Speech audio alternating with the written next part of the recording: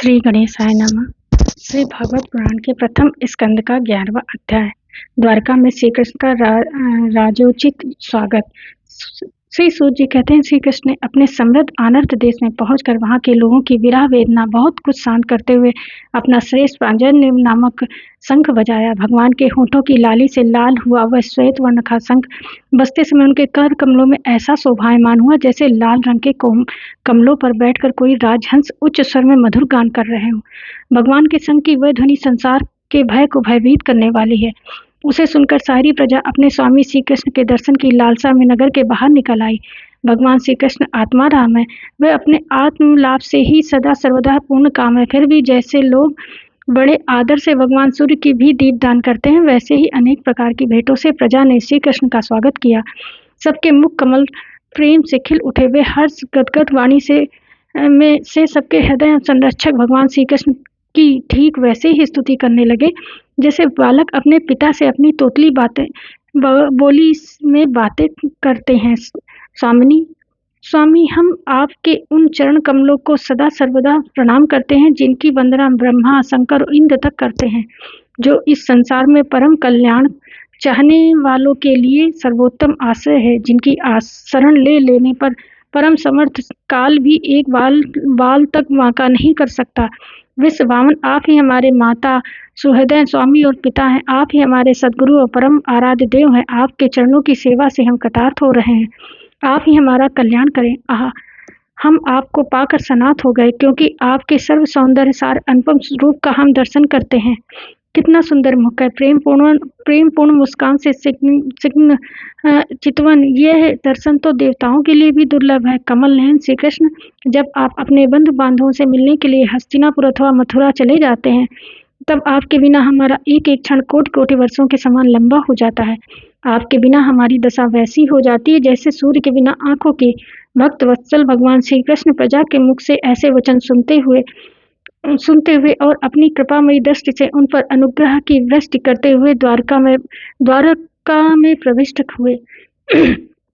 जैसे नाग अपनी नगरी भोगवती अथवा पतालपुरी की रक्षा करते हैं, वैसे ही भगवान की वह द्वारिकापुरी भी मधु, भोज, दसार, हर्क, कुकुर, अंधक और वृष्णिवंशी यादवों से, जिनके पराक्रम की तुलना और किसी से भी नहीं की जा सकती, सुरक्षित थी। वह पूरी समस्त ऋतुओं के संपूर्ण वैभव से संपन्न एवं पवित्र वृक्षों एवं लताओं के कुंजों से युक्त थी।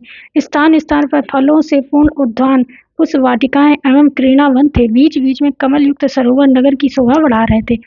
नगर के फाटकों, महल के दरवाजों और सड़कों पर भगवान के स्वागतार्थ वंदनवार लगाई गई थी। चारों ओर चित्र विचित्र ध्वजा पातकाएं फहरा रही थी, जिनसे उन स्थानों पर धाम का कोई प्रभाव नहीं पड़ता था।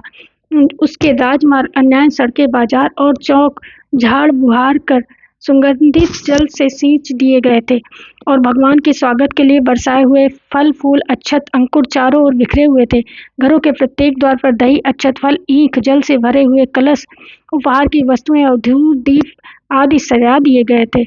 उदार शिरोमणि वसुदेव, अक्रूस, उग्रसेन, अद्भुत पराक्रमी बलराम, प्रद्युम्न, चारुदर्शन और जाम्बवती नंदन सांब ने जब ये सुना कि हमारे प्रीतम भगवान श्री कृष्ण आ रहे हैं, तब उनके मन में इतना आनंद उमड़ा कि उन लोगों ने अपने सभी आवश्यक कार्य, सोना, बैठना और भोजन आदि छोड़ दिया। प्रेम के आवेग से उनका हृदय उछलने लगा। वे मंगल शकुन के लिए एक गजराज को आगे करके स्वयं सत्ययन पाठ करते हुए और मांगलिक सामग्रियों से सुसज्जित ब्राह्मणों को साथ लेकर चले। शंख और तुरही आदि बाजे बजने लगे और वेद ध्वनि होने लगी।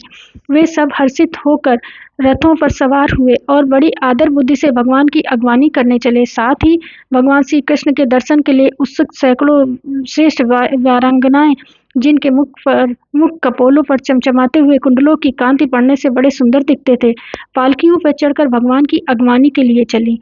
बहुत से नट, नाचने वाले, गाने वाले, बिरद बखाने वाले, सूत, मागध और बंदीजन भगवान श्री कृष्ण के अद्भुत चरित्रों का गायन करते हुए चले। भगवान श्री कृष्ण ने बंधु बांधवों, नागरिकों और सेवकों से उनकी योग्यता के अनुसार अलग अलग मिलकर उन सबका सम्मान किया। किसी को सिर झुकाकर प्रणाम किया, किसी को वाणी से अभिवादन किया, किसी को हृदय से लगाया, किसी से हाथ मिलाया, किसी की ओर देखकर मुस्कुरा भर दिए और किसी को केवल प्रेम भरी दृष्टि से देख लिया। जिसकी जो इच्छा थी उसे वही वरदान दिया।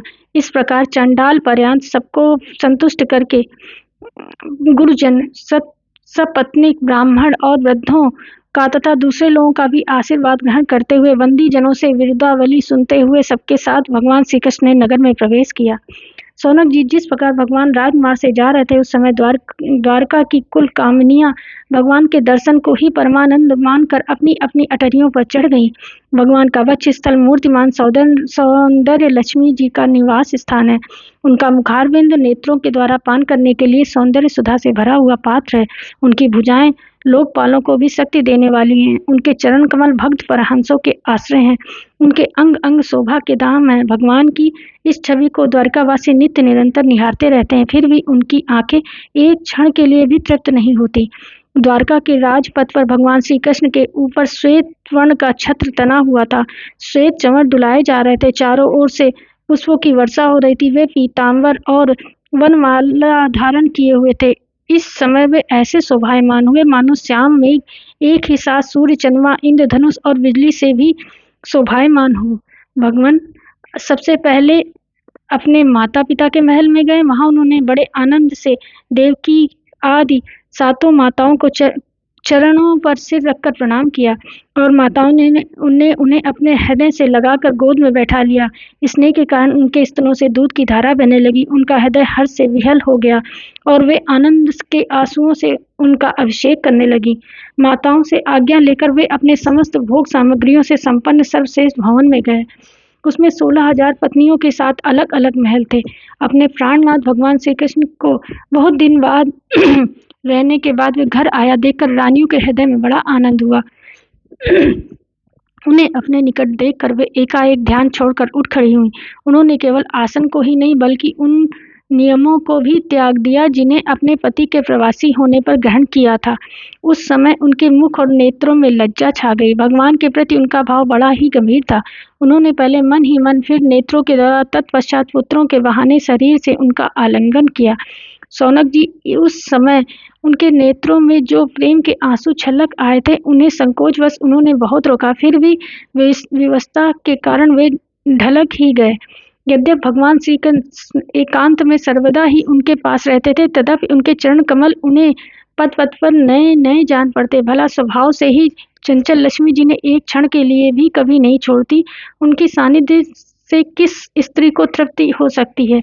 जैसे वायु वंशों के संघर्ष से दवानल पैदा करके उन्हें जला देती है, वैसे ही पृथ्वी के भारभूत और भक्त शक्तिशाली राजाओं में परस्पर फूट डालकर बिना शस्त्र ग्रहण किए ही भगवान श्री कृष्ण ने उन्हें कई अक्षौहिणी सेना सहित एक दूसरे से मरवा डाला और उसके बाद आप ही उपराम हो गए। साक्षात परमेश्वर ही अपनी लीला से इस मनुष्य लोकों में अवतीर्ण हुए थे और सहस्त्रों रमणी रत्नों में रहकर उन्होंने साधारण मनुष्य की तरह क्रीड़ा की। उनकी निर्मल और मधुर हंसी उनके हृदय के उन्मत्त भावों को सूचित करने वाली थी। जिनकी लचीली चितवन की चोट से बेसुध होकर विश्व विजयी कामदेव ने भी अपने धनुष का परित्याग कर दिया था।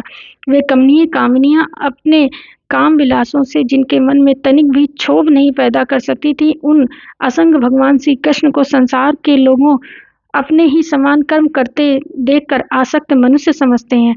ये उनकी मूर्खता है। यही तो भगवान की भगवत्ता है कि वे प्रकृति में स्थित होकर भी उसके गुणों से कभी लिप्त नहीं होते। जैसे भगवान की शरणागत बुद्धि अपने में रहने वाले प्राकृतिक गुणों से लिप्त नहीं होती, वे मूल स्त्रियां भी श्री कृष्ण को अपना एकांत सेवी स्त्रीपरायण भक्त ही समझ बैठी थीं, क्योंकि वे अपने स्वामी के ऐश्वर्य को नहीं जानती थीं। ठीक वैसे ही जैसे अहंकार की वृत्तियां ईश्वर को अपने धर्म से युक्त मानती हैं। 11वां अध्याय पूरा हुआ। राधे राधे।